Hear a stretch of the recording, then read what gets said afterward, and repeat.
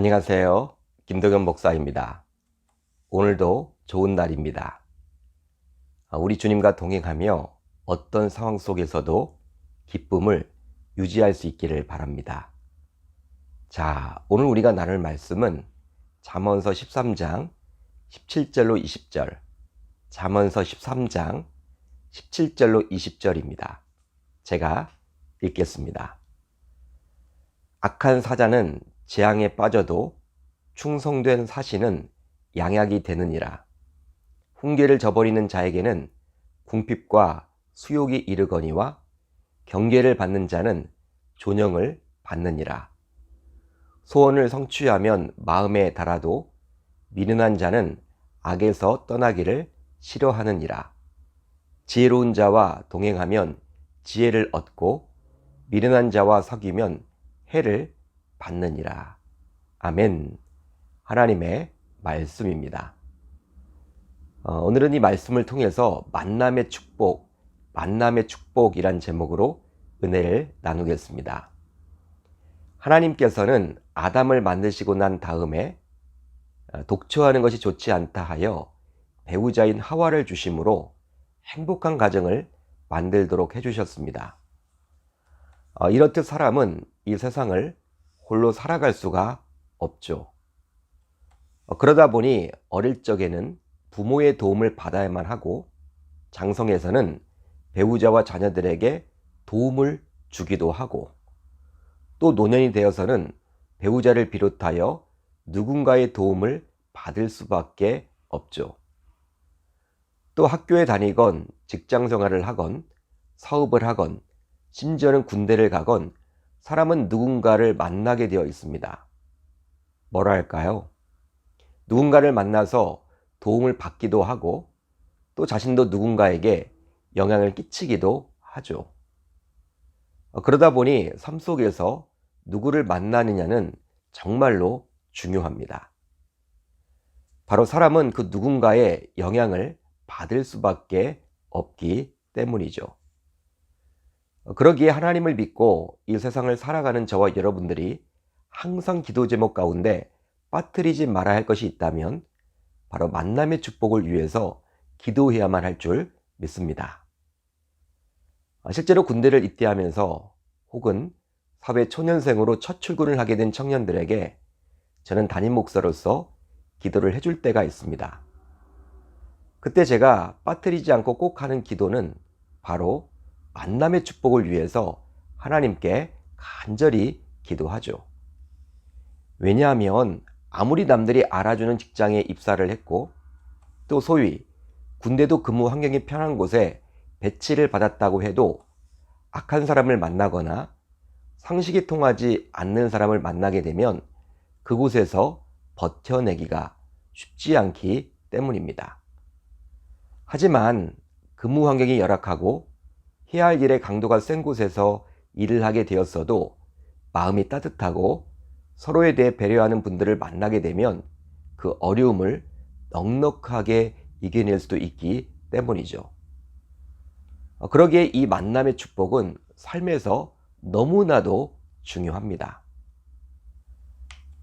저는 허리 통증으로 인해서 남들보다 훨씬 늦은 나이에 군에 입대를 하게 되었는데요. 그러다 보니 훈련을 같이 받았던 동기들이 저보다 3, 4살이 어렸습니다.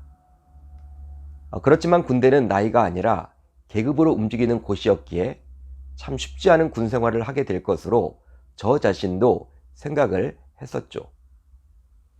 이제 기본군사 훈련과 특기교육을 모두 마치고 자대 배치를 받아서 자대에 가게 되었는데요. 참 놀라운 일이 일어났습니다. 바로 당시 내무반장이었던 병장이 저보다 나이가 어렸는데 자신은 교회를 다니지도 않으면서 자신의 어머니가 교회를 다닌다라는 이유로 저를 살갑게 대해주고 또 수요일에도 저에게 수요예배에 참석하라고 배려를 해주었던 것이죠. 주일에도 일부 고참들은 축구를 강요했지만 내무반장이 나서서 저는 신학교를 졸업했기에 교회에 가도록 특별 배려를 해주셨습니다. 이 내무반장 덕에 저는 군 생활에 빨리 적응할 수가 있었고 신앙생활도 지속적으로 할 수 있게 되어서 심지어 군대 교회에서 교사까지 할 수 있게 되었죠. 군종병으로 혜택을 입지 못했어도 하나님께서 시시때때로 만남의 축복을 주셔서 힘들지 않게 군 생활을 하게 되었습니다. 저는 개인적으로 이런 만남의 축복을 참 많이 경험했어요. 항상 저희 부모님께서 저를 위해 기도할 때 만남의 축복을 위해 기도했었는데요. 그래서일까요?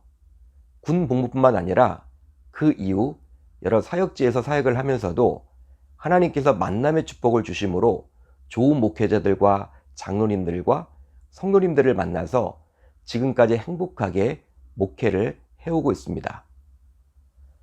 이렇듯 저 자신이 만남의 축복이 얼마나 소중하고 중요한지를 체험했기에 저는 만남의 축복이야말로 하나님께서 우리 신자들에게 주신 최고의 축복이라고 감히 말할 수 있습니다. 오늘 말씀에도 이 만남의 축복이 얼마나 중요한지 잠언 기자는 말씀해 주는데요. 자, 오늘 본문 17절을 볼까요? 악한 사자는 재앙에 빠져도 충성된 사신은 양약이 되느니라. 이 구절을 보면 사자와 사신이 나오는데 모두 같은 뜻입니다. 즉 대리인을 말하는 것이죠. 여기서 사신을 보냈다라는 것을 통해서 모든 일을 자기 스스로 할 수 없기에 대리인을 보내는 것이죠. 그런데 악한 사자는 자신에게 맡겨진 일은 하나도 하지 않고 오히려 자신에게 임무를 준 사람을 함정에 빠뜨리는 일만 잔뜩 해놓는 바람에 사람을 재앙에 빠지게 합니다. 여러분, 이런 사람을 지금까지 자기 곁에 두었다는 것 자체가 불행 아닌가요? 자기가 믿었기에 또 신뢰하기에 사자로 보낸 것인데 그 사자 역할을 제대로 하지 못했으니 자신의 인생까지도 불행하게 되는 것이죠. 반면에 자신이 보낸 사신이 충성스러운 자라면 내가 할 수 없는 일을 너무나도 잘 해내기 때문에 병이 든 것을 깨끗하게 치료하는 양약이 되는 것입니다. 이런 충성스러운 사신이 자신의 곁에 있다는 것 자체가 행복한 삶인 것이죠.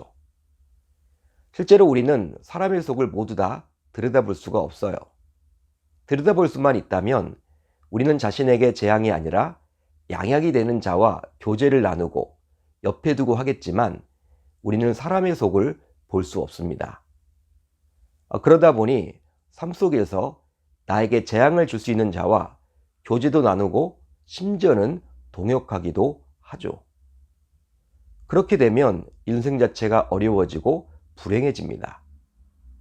그러기에 우리는 삶 속에서 양약과도 같은 좋은 사람을 만나도록 만남의 축복을 위해서 하나님께 간절히 기도해야 할 줄 믿습니다.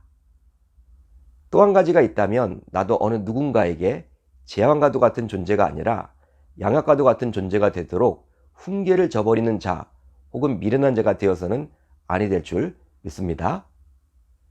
잠언 기자는 오늘 본문 18절로 19절에서 훈계를 저버리는 자와 미련한 자의 특징에 대해서 말씀해 주시는데요. 그들 모두 하나님의 말씀보다 오히려 자신의 욕심을 추구하다가 결과적으로 비참한 인생을 맞이하게 되는 것이죠.